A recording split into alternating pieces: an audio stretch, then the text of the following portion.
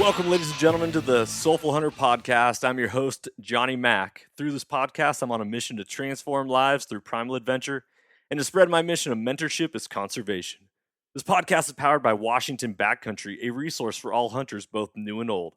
To find out more about Washington Backcountry, go to wabackcountry.com or search for Washington Backcountry on Instagram, Facebook, and YouTube. This podcast is also proudly presented by T&K Hunting Gear. If you haven't heard about T&K, then it's about time you do, everyone. I've been using T&K gear out in the field and on hunts and have absolutely fallen in love with their stuff. T&K is veteran-owned and 100% made in America, using only American-made products. All their gear is covered under a lifetime warranty with no questions asked. If it breaks or fails, they will fix or replace it for free. T&K is your resource for bino harnesses, bow slings, and a lot more amazing gear.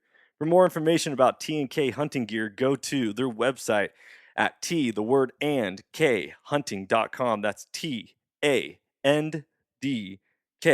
hunting.com. Or you can find them on Facebook and Instagram. Hope you guys enjoy this episode. Don't forget to leave a review from T&K and the Soulful Hunter. Freedom on and stay soulful.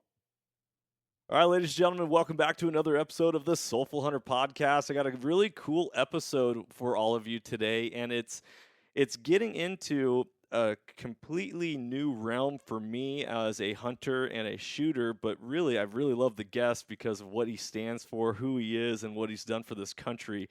We have Ryan McMillan from Grayboe Stocks on to talk about everything from shooting, hunting, to just being an all-around great American.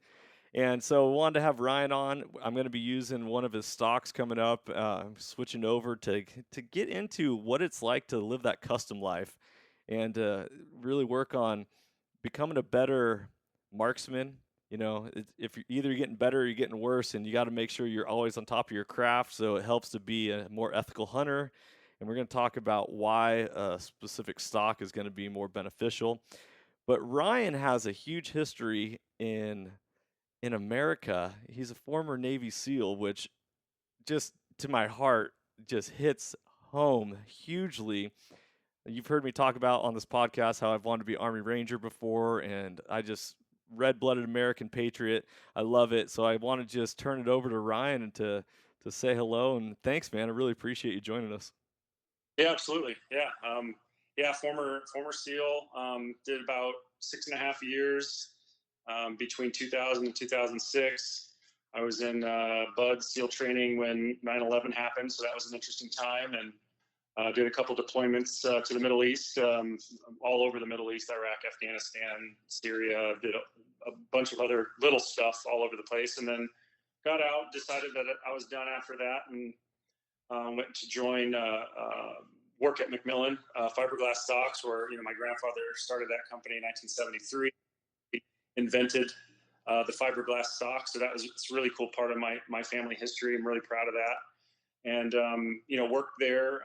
Started a company named McMillan Firearms with my dad, Kelly McMillan, and we did that for about 6 or 7 years and sold that, and I moved on, and now I own a company called Grebo. I started that in 2014, and we make rifle stocks and accessories. We make them out of composites and aluminum. And then I just recently opened another company called Reactor, and we do rifle intelligence systems. And so, that's where I'm at now. I just keep doing things that keep me going, and I'm busy as heck. And sometimes I wonder why I end up with doing so much stuff. But every time there's like a lull, I'm like, I need something to do, and then I have an idea, and I'm like, let's do another business. And so technically I own 3 businesses and a couple of things, and I'm trying to work. Yeah. So it's fun though. I love it. I enjoy it. I like being busy. I like being engaged, and I couldn't see it being any other way. So Yeah, totally. Have you always having that your grandfather founded McMillan Stocks? Have you always been around guns? Were you raised with a firearm in your hand? Yeah, I mean, I wouldn't say we were raised with firearms in our hand, because we didn't shoot as much as you might think. We shot a decent amount, but we didn't shoot as much as you might think. And I can kind of explain maybe why that was. But I was born in 1979, and my grandfather started McMillan in 1973. So by the time I was born, it was already permeating the family. And at dinner and stuff, when my grandfather would come over, that's what him and my dad talked about. And that's so I've been around it. I mean, I've known it my whole life. So Yeah. yeah, it's kind Do of you, fun. do you have those nostalgic memories with your grandfather? Because you were saying earlier before we started recording that he was more of a hunter. Yeah. So do you have special memories like with your grandfather? Did he ever take you out in the woods and Yeah. Well, he was the shooter. I don't know. He died when I was 20. So about 20 years ago. So I don't remember him being a hunter, but he was a competition shooter for sure. competition shooter? That's what you said. Yep. Yeah. And so, yeah, we would go out. He would take me out. And I just remember shooting. He'd fill up, back in then, when I was, 10 or whenever he'd take me out, you could go shoot in the desert. You can still today, but it was much more lenient back then. We would just fill up jugs of, milk jugs of water or something like that and shoot at them. So I had a good time with him, and he'd come out with some new project and we'd go shoot it. And so I remember those times fondly for sure. No, that's so cool. So long range shooting is like all the rage nowadays. It seems like PRS. It's like how difficult can people make shooting and yet conquer it? When was the first time you really got into long range shooting? Well, I mean, really in the military is when as a sniper, I did the sniper stuff. Some of the time I was in, I did assaulter stuff. The other time I was in, or I mean, the other portion of the time that I was in. So that was when I really started to get into long range shooting and the sniper aspect of it. It wasn't really hunting like you would normally think of hunting, but it was really understanding the rifle, the scope, how to make your corrections, and so that was really the first time I really dug into it. Did that leave just a giant impact on you? Did you find yourself drawn to it, or what is it about gun stocks and shooting that you love or that you really want to promote? Well, so gun stocks in particular, and this is kind of a little bit off the subject of direct shooting, but what I found is that the I love making gun stocks because there's so much to it. It's not just this simple thing. Like there's so much that goes into making a gun stock. First of all, like what design are you going to create? So the first thing you start is with an idea. Like you have to have some idea based upon maybe some user feedback, and maybe some of your team who obviously you have some experience in building stocks. And so what's the next best thing? So you're always thinking about what's the next best product, what's the next best stock I can make. But then you also got to think about what material am I going to make it out of. We make stocks out of carbon fiber, fiberglass, composites, aluminum. And so there are different techniques. So when we make a stock out of fiberglass, we mold it. We make a stock out of aluminum, we machine it. For carbon fiber or fiberglass stocks, when we mold the stock, we have to make the molds out of aluminum. So there's so much complexity that goes into making stocks, and molding the art of molding is such a complex and kind of like this black art discipline that it really is challenging to be able to make really good quality products and really good quality stocks. And so beyond that, we do all the stuff in-house, we machine in-house, we program in-house, then we sell it, we brand it, like we do everything. So I really like the fact of just the stock itself is so unique. Plus it gets out there on the gun and it's probably the most prominent feature of the rifle. You take a lot of pride in it. That's the intimate part of the firearm. It's where you put your face. It's where you hold it. It's what's slung against your body. To me, it's by far the coolest part of the firearm to make. And so that's what really gets me pumped up. And I have a degree in physics. I'm a very science oriented guy. And I love the fact that we can take an idea and we can pull it out of our brains and put it into something, like a CAD program, and then all of a sudden, this thing that was in your brain now is a physical product. I mean, and we did it all, and that's just such a cool feeling to me. I love it. No, I know what you mean. I mean, for me, it's a podcast and a website, and like I've written a book that I haven't released yet, but the concept of taking an idea and putting it and manifesting it into a tangible object, so special. Yeah. So It, special. So how is it that you let's dive into the gun stock world a little bit. How is it that you like really wanted to take it and run with it? What's different about Grayboe versus any other stock manufacturer that's out there? well, I think one distinction right off the bat is what I saw was there's a lot of different ways, a lot of different materials, a lot of different techniques to use to make stocks. And most people focused on one area and one area alone. And what I saw, one of the things that I saw of a few was that I would really like to build my company so that I'm skilled at multiple things. So machining and molding are the two primary disciplines. And so I really wanted to be able to do both of those and do them well, because I thought if you could figure out a way to do both of those, you could combine the best of both worlds and bring people amazing product. And at that time, and still to this day, it's not being done very much. Most people are focused on one or the other, and we're really trying hard to be able to do both equally as well. We started with molding. We've been doing molding for what is it, 6 years now, for Grebo, and we only started our machine part of the company in 2017. So that's only been about 3 years. So we're a little bit more behind as far as our technology or abilities, but we're doing our best to catch up and making sure that we can do both. And when the time comes, when we really have the idea that we want to meld these two, great concepts or a great concept together, we have the ability to do it. We're doing things like molding silicone now. Like, it's just, the sky's the limit with the materials out there and the things that you can do.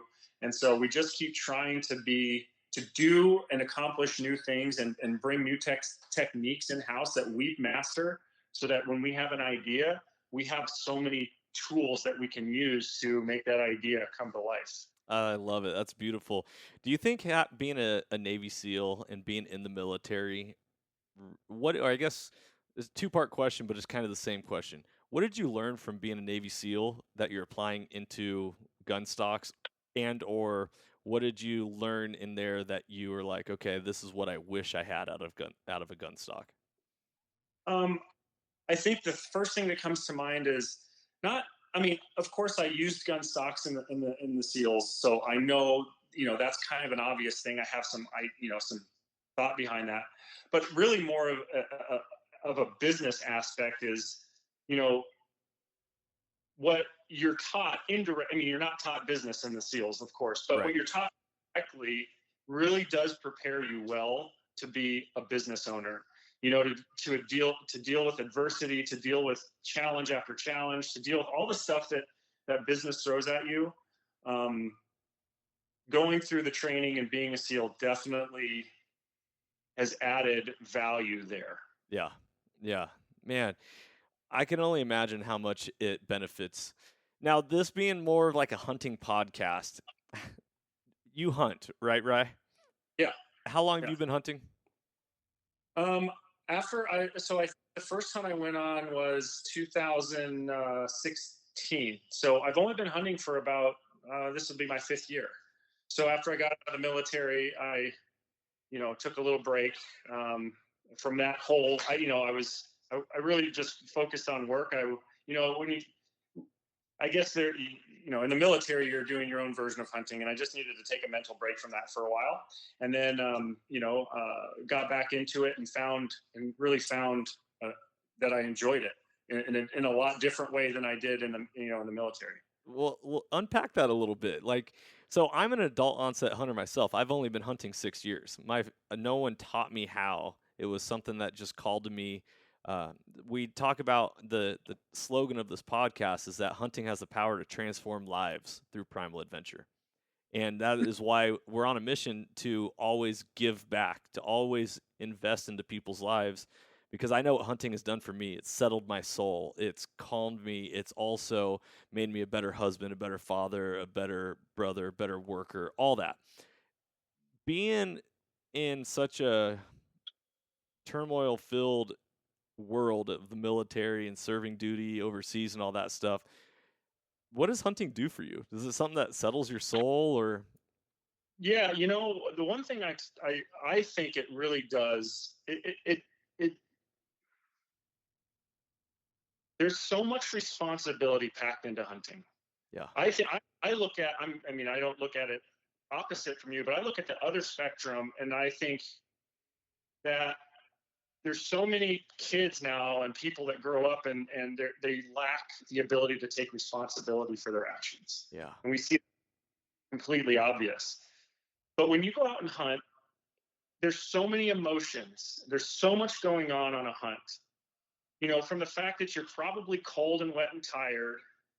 Maybe you haven't seen anything for days. You're probably angry, frustrated, upset, whatever. All the emotions you're going through, hoping you find something. Maybe you do, and you get in that moment where you have to take the shot.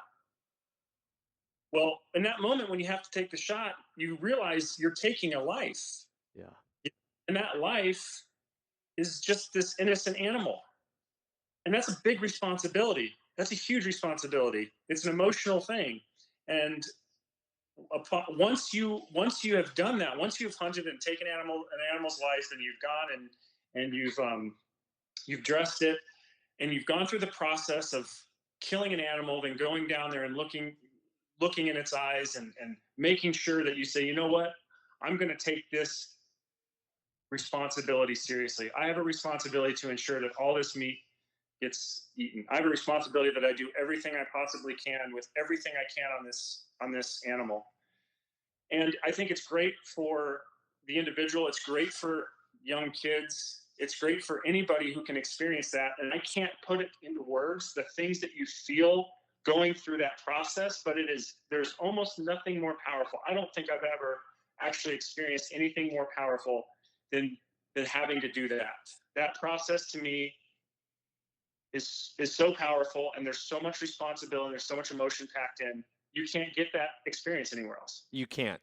You absolutely can't. And that is why I'm such a proponent of like getting everyone involved in hunting. Not everyone's meant to be a hunter. I totally get that. But everyone should have the ability to want's a bad word. The ability to try it. To have the option to learn the skill set. And I totally agree with you that there's so much emphasis put on getting the animal. A lot of people totally forget that, you don't get a bullet back. You don't get an arrow back. Once you make that decision to send it downrange, you got to deal with the consequences. Whether it's a clean kill, whether you miss, whether it's a wounded animal, you know, it teaches you a lot about yourself and how you deal with adversity or deal with the consequences, because consequences aren't a negative thing. That's just a Right? natural reaction to what happened. It teaches you about yourself. Do you feel like you've grown as as a man since you became a hunter? You think You it's know, yeah, I mean, because I hunted like you later, kind of later in life, when I'm in my 30s. I think it just, I think it just revealed things, that like it just revealed some things that I think were just valuable. That I wanted my friends, and my kids to experience, and to go through the experience was really kind of oriented me a little bit better on why I'm doing what I do, why I am in the business I'm in, and why I've believed the things that I believe in. I remember after it was the second or third hunt I did, I just remember having a lot of this conversation with myself about people, these anti-hunters, and they go and they complain, and then they go and they just go to the grocery store and get their slab of beef off the out of the grocery store, and they don't think anything about it. It's like, when it really comes down to it, I think hunters are the more moral people when it comes to this, because you know what, we can look that animal in the eye and have absolute respect for what that animal has been through and what it's going to go through, where the anti-hunter who goes to the store and goes to the grocery store and buys their meat has no idea, totally void of the responsibility of what it meant to take that animal's life. Well, at least you and I, who go out and we hunt, we have to carry that burden, and I think that means something. And I think that means something when you talk to people who don't hunt or Totally. who are I totally agree with you. And ironically, or maybe not ironically, because I don't believe in coincidences, you keep on saying, looking into this animal's eye, looking into this animal's eye. The very first hunt that I went on where I saw an animal die, I wasn't the shooter. I kind of came across some other hunters and I saw a dead deer. First off, I didn't know that animals died with their eyes open. And so when I walked up to it and its eyes were open, I looked into it, I was like, whoa. So that kind of like threw me for a loop. And then all of a sudden it really hit home like for real. But then here I am, and what the kickoff to Washington Backcountry and the Soulful Hunter podcast was I killed a black bear. And I ended up chasing it down probably, I don't know, maybe 300 yards, 350 yards through the woods. I chased it down and it popped through the trees and it stared right at me. And I say stared because time froze. For in my mind, I looked into that animal's soul, it looked into mine, and it knew that it was going to die. And it was a really like I hate to say it, but I saw fear in the bear's eyes. I knew that it was meeting its end. It knew it.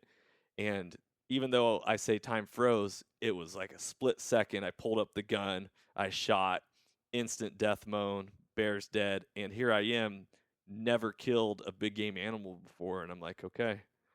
I was afraid to actually like walk up to it, touch it, um, had to figure out how to field dress it. And the emotions that I felt. Taking the life of anything is never easy. yeah. And if more people could be self-reflective, this world would be a better place. If they don't take things for granted.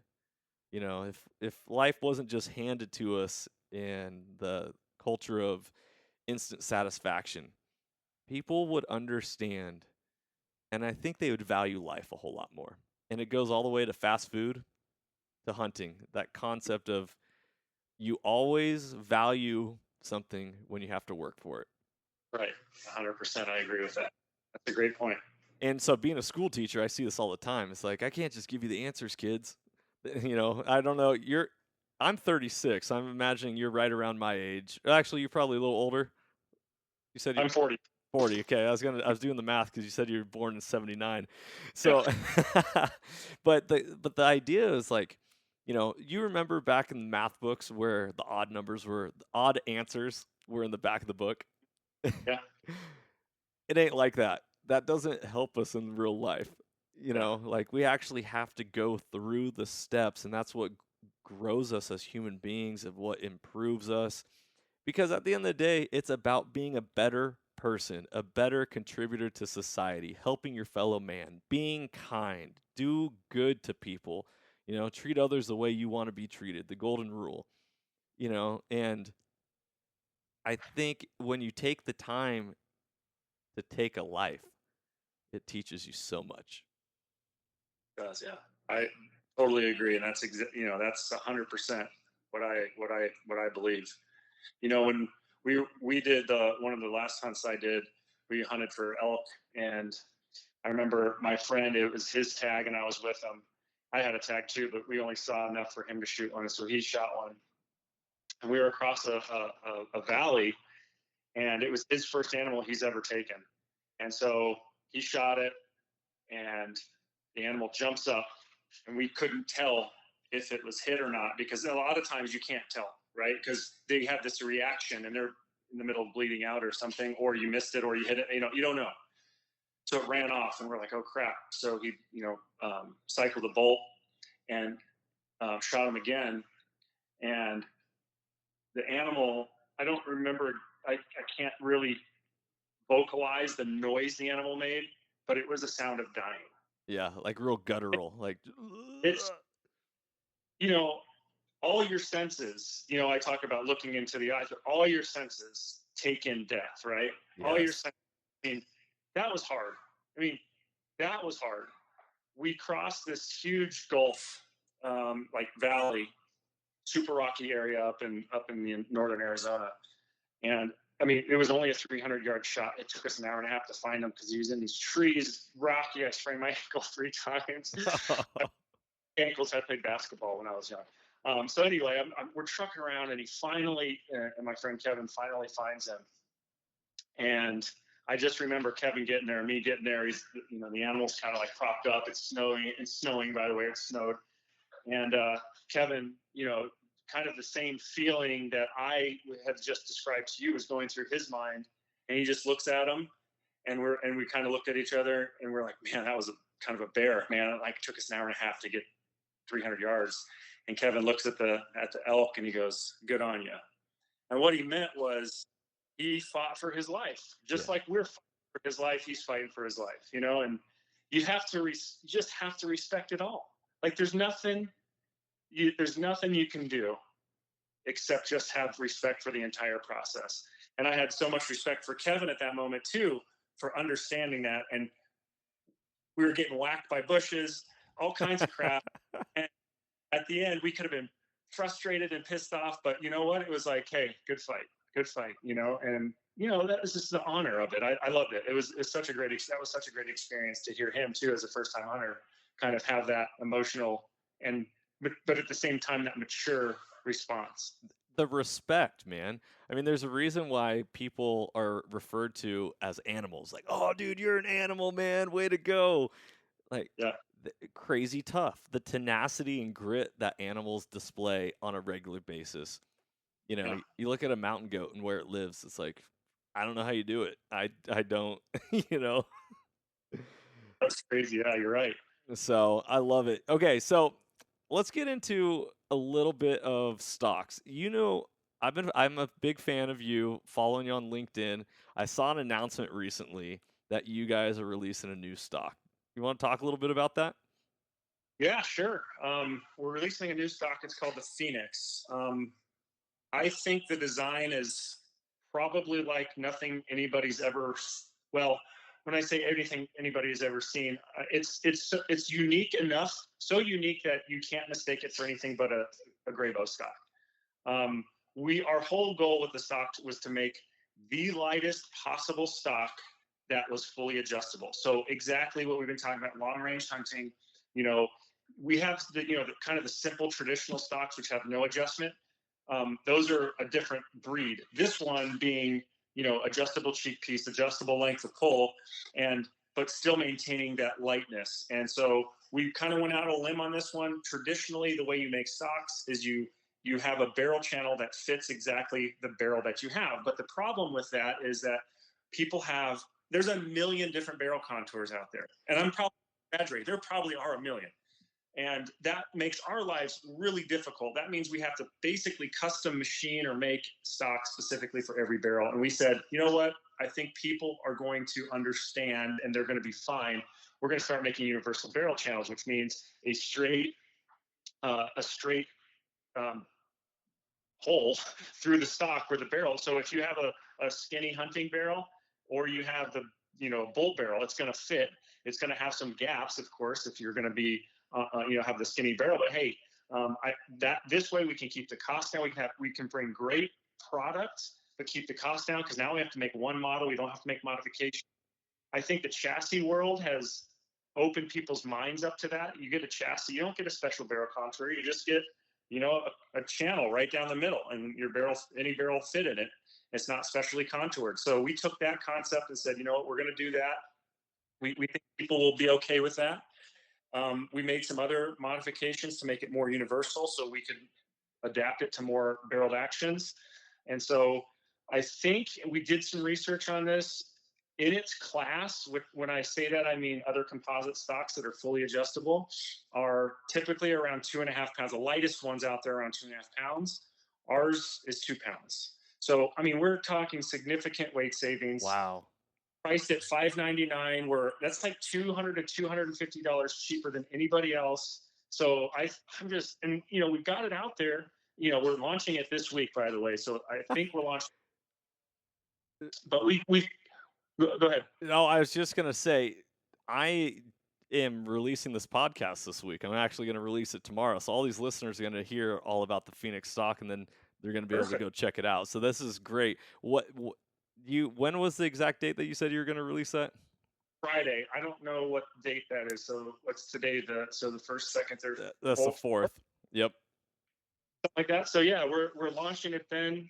You'll if you're on our email list, you'll see an email about it launched. You can pre-order. We're only gonna I think not I think we're gonna ship the week after. We're doing pre-orders just because there's a few little last minute things you got to do, get our production up. But you can go on the website, pre-order, and shipping will start the week after. So I don't know, man. We've gotten so much good response. I don't think we've. I know for a fact we haven't made a stock yet that had this much positive acceptance. So I'm hoping that this really takes the industry by storm. We put a lot of work and effort into this product, and I'm praying people Dude, like it. I got to tell you, you're getting me all jacked right now because I can speak directly to this. First off, I have a few buddies out in North Dakota that they are like Grebo fanboys. They're like, "Oh, Ryan McMillan, oh yeah, so cool." But they only run Grayboe, so they love your products. Now, I was I'm building a custom hunting rifle. Not full custom, but I was looking at getting one of your guys' stocks, and I had to figure out what type of barreled action to go with. And my buddies were talking me into going with Northland Shooter Supply out in North Dakota. That makes sells barreled actions. You have to put them together. I was going to do a Remage, so Remington action, the Savage barrel with the barrel nut, so you can always replace the barrel. So I'm on the phone just on Friday with Northland Shooter Supply, and the guy's like, "Well, what stock are you going to go with?" And I was like, "Well, Grayboe, I think Ridgeline or something, or yeah, Ridgeback, yeah." And he's like, "Okay, so yeah, so."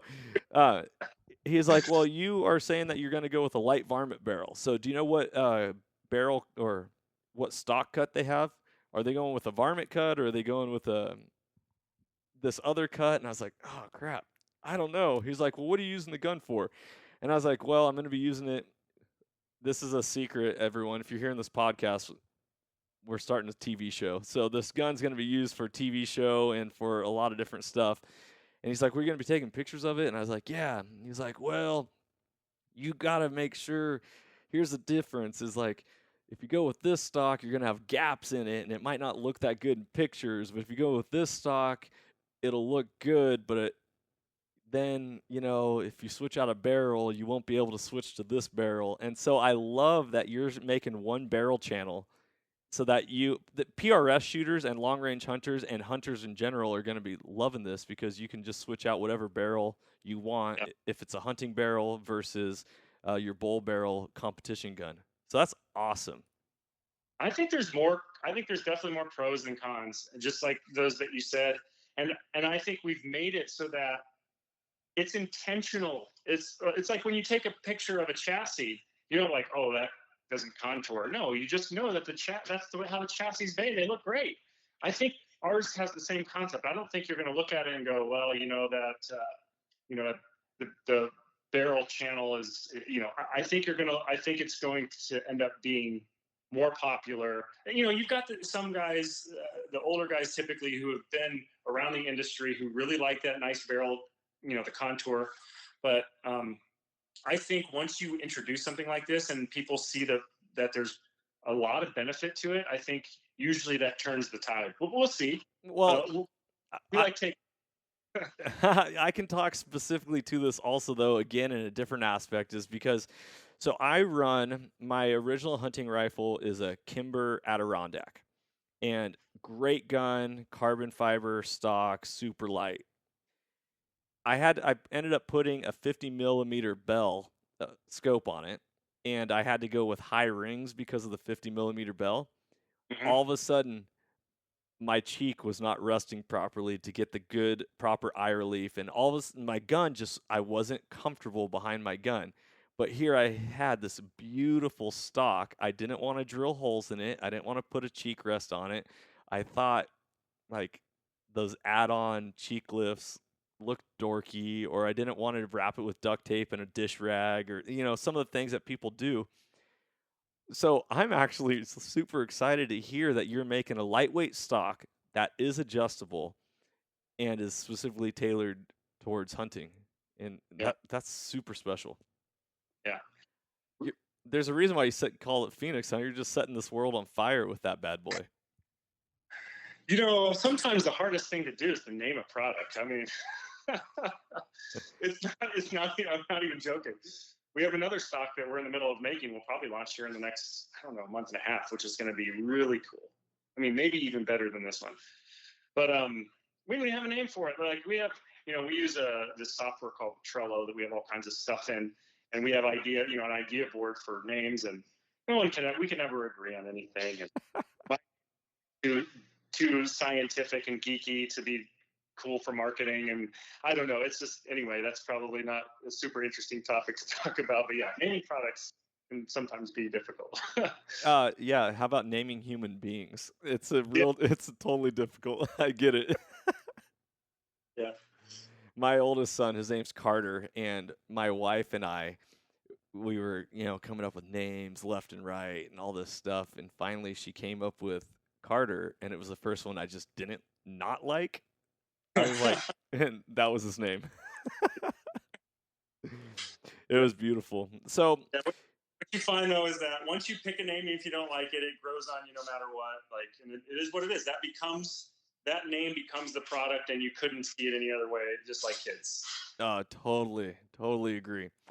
So you have another company that is really interesting, Reactor USA, or is it just called Reactor? The company's called Reactor. The website's reactorusa.com. Okay. I was browsing around on this, watching the videos. Tell the listeners what exactly Reactor is doing for the shooting world. Okay, so we've made this device. It's a piece of hardware, and in the hardware, in some ways, to just try to make a connection, you can think of it kind of like a little, like to connect with people and what they currently have. Let me just preface that. Like, think about it as a phone, like an iPhone. So this is a little piece of hardware that connects Bluetooth to an app on your phone. This piece of hardware goes on your gun. It clips on your stock, and it takes all kinds of different data. So one of the main things that we say to really try to get people to understand what it does is it really starts to eliminate the need for a data book or a dope book. There's many names for that, but basically a shot logger. So one of the things, the primary thing it does is it logs your shot. So as soon as you fire the gun, the algorithms that we've used know exactly what the profile looks like, electronic profile looks like, and so we count it as a shot. And so once that happens, that starts the entire kind of chain reaction of other things that we collect. We collect, so on board this little device called the fusion that's on your stock, or that's clipped to your stock. We collect inclination, and we collect heading. So heading being like your bearing or your compass direction. So those are a couple things, and I'll stop and talk a little bit about those. So the importance of them. Some people don't even, some shooters, and I don't want to insult anybody, but some shooters don't understand the importance of some of these things. As you get into more complicated shooting and more accurate shooting, all these matter to some degree. So first of all, cant means, if you look at your rifle on a fourth axis, like kind of rotating about a fourth axis, or in less scientific way, if you put your cheek on the rifle and you kind of lean your head one way or the other, that's canting the rifle. And so cant matters because your scope is supposed to be directed directly above your barrel. That's how the scope works. It needs to be exactly in line with the bore of your barrel for it to give you correct measurements and readings. If you're not aligned properly, if you're canted and your scope is now a couple degrees off to the right or left, that will throw off your ballistic calculations when you're trying to make corrections. So that's what cant can do, and that will affect you at relatively short ranges, 500, 600, 700 yards, which that's not necessarily short, but that's kind of mid-range.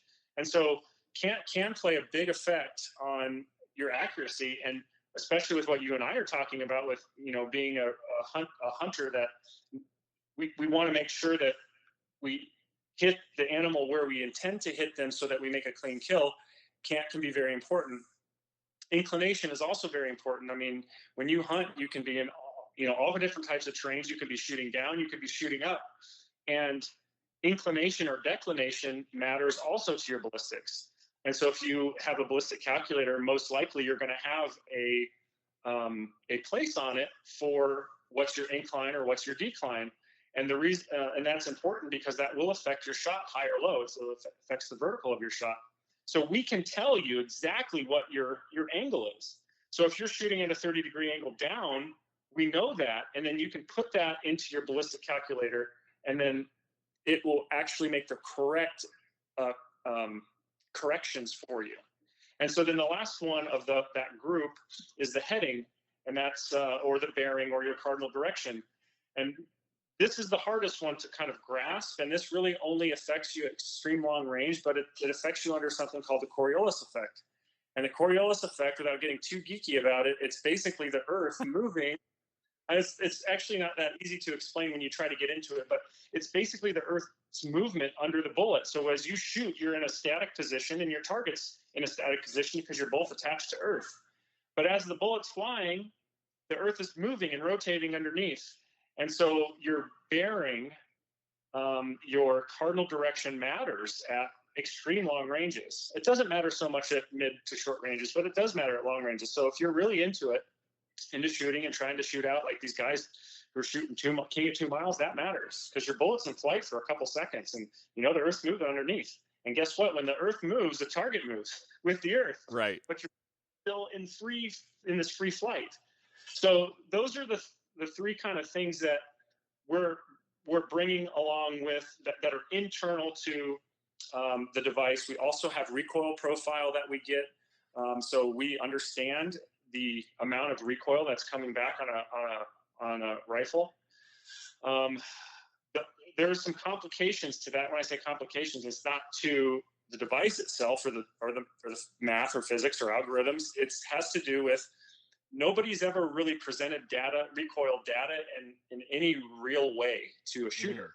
Right. So we have of trying to deliver it to a customer in a useful way and in a way that someone can understand. So, there's only a couple units of measure that people can even relate with. And one of them is G-forces, right? So G-forces is a force, but it's something we relate with planes most of the time. But it's the only way to get people to trigger their mind into like, okay, I kind of get that. And so we're looking to get user feedback to try to, because we're the kind of pioneers, I think, in this area. How do we give this information to you that's usable? And so we could do that. We also do, we have a version that does barrel temperature. This first version that we come out won't do barrel temperature, but we have hardware that we're making that you'll be able to attach it to your rifle, and it'll read your barrel temperature, and then it'll also log that. So by the way, everything I'm saying is logged along the plane of your shot. So once you shoot, your shot's time stamped, and then all this other information is logged along with it. So the shot itself and the time that the shot happened is vitally important. It's the key to everything because everything gets logged along with that. We also do weather. We do location. You can turn your location off if you want. We have that feature. We know people are about their privacy, and so we want to accommodate that. So you can turn the location off, but you can also turn it on. There's so many features to it. Like I could sit here all day, but that we're delivering. But there's all kinds of stuff that we're getting into. And man, with this device, the sky's the limit. The next kind of iteration is integrating with other platforms. We're already working with Hornady to integrate ballistic software right into this. We're working with, I don't want to say names yet, but let's just say we're working with laser rangefinders. We're working with muzzle velocity detectors. We're working with anything that can be Bluetoothed in, that has a Bluetooth capability, can be Bluetoothed into our device. And the reason why I relate it to the iPhone or a phone is because our device is kind of what it'll end up being is kind of the hub for your information. So we'll take muzzle velocity information, and we'll bring it into our app, and we'll display it, and we'll log it along with that shot. We'll bring laser rangefinder distance finding into the app, and it will almost be like it's seamless. It will almost be like it will be part of our app. It'll be like a seamless. We want it to be like a seamless user experience. So yeah, you use your laser rangefinder, but as soon as you find, do your laser rangefinder, it automatically Bluetooths to our device, and it's just like it's there. It's so that's what we're doing. Dude, you're revolutionizing the industry or shooting. That's awesome. That is so Yeah, cool. thanks. I can't wait to check it out personally. I'm gonna have to come down to Arizona and come shoot with you, and we'll have some Yeah, fun. Maybe go shoot some javelina and blow them up at a distance. yeah, absolutely, absolutely. No, yeah, I mean, I'm out to the range a couple times a week. I'm always testing. With electronics, it's different. The great thing about electronics is that the little problems that we may have, we can always just send over the air updates to the, just like your phone, you get over the air updates, right? They get little bugs or whatever. You just, with physical products like stocks, once they're out there, there's no fixing them. Right. So actually, there's challenges, but there's some other things that are great. That we sell a fusion module, for $299, and every time we come up with a good idea or a better idea or something to add, we just send it out for free. So we're really excited about that. Like, you buy a $299 device, and you just keep getting pumped new features and new upgrades, and like I think people are gonna dig it. I'm super stoked about it. Dude, awesome. Awesome. I can't wait to hear more about it and to experience it in person. Ryan, thank you so much for joining us on this episode. You shared a lot of insight. Really appreciate it. One question I have to wrap it up, because this is Soulful Hunter, and it's a question I like to ask a lot of my guests, is what has hunting done for you? Well, it's like I think I mentioned, but I think it's really solidified a couple things, but it's solidified my what I feel like why I'm in this industry. I mean, sometimes you can end up in an industry and you don't know why. Well, I was born into it, but that really caught me. When I had a couple experiences hunting that I'll never forget and changed me in those ways. And the other way is you really think about those instances where you went hunting, and you think of the lost people that there are out in the world today and how much they could benefit from the everything that a hunt brings, the camaraderie with the people that you're with, the struggle, the emotion of taking a life, the hard work that you have to do to make sure that you preserve that animal's, the meat and the hide or whatever. And so I think it's done a lot for me. I think just mentally just put me in such a place that I just feel so good about what I'm doing and why I'm doing what I'm doing in my life. And I think that's a big thing, especially for people who are I don't know, who are go-getters. I mean, you want to know what you're going to get is worthwhile. And sometimes I imagine you can get wrapped up in things that you end up not really believing in. And so I am so glad that I'm in this industry, and I'm so glad that hunting is a part of it. And the people in this industry are amazing. I mean, like, we just got the best industry there is. And I just look at what's going on in the world, and I couldn't think of a better place to be. And feeling like I'm on the right side of history. You know. Heck yeah, I totally agree with you. I totally agree with you. It's this world's an interesting place right now. Yeah. And this could be a whole separate podcast if we just wanted to talk about politics and well, everything surrounding politics, but I think just being open and loving and truly living with passion and living with passion for with purpose. Not just like, hey, yeah, woo, let's go, but like having some purpose and direction with that is really what life's all about. And it's so cool to hear that you found it and that you're living it out every day. And I thank you for that, man. What you are Yeah. doing and contributing to this world is making a difference in people's lives. Well, I appreciate that. Thank you. Yeah. And you as well. Ah, yeah. Woo. Well, hey, not every day get good feedback on stuff, but it's really nice to hear that what you do is liked and encouraged. So I appreciate it. Ryan, where can people find Graybo? And by the way, what is Graybo? Where'd you come up with that name at? I know we talked about names a little bit. I love when people ask this question because some people do. But anyway, Gray is one of my sons, and Bo is another one of my. Dylan was already taken. I love it. That if you're gonna name a company, you might as well name it after your family. So that's so awesome.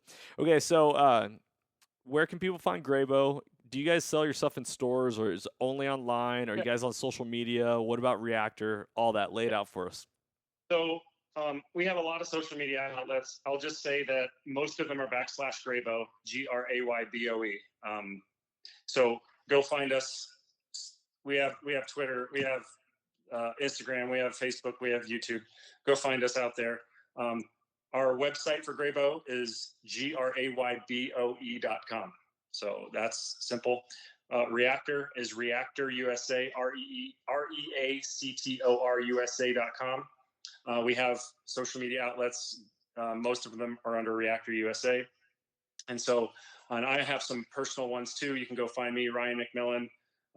They're all a little bit different because apparently that's enough common of a name that they're all taken. So, but just you can go find me, search it and you'll find me on Facebook and Instagram, and I have a LinkedIn, and I just started a YouTube channel. So, go find us there, and I think that's it.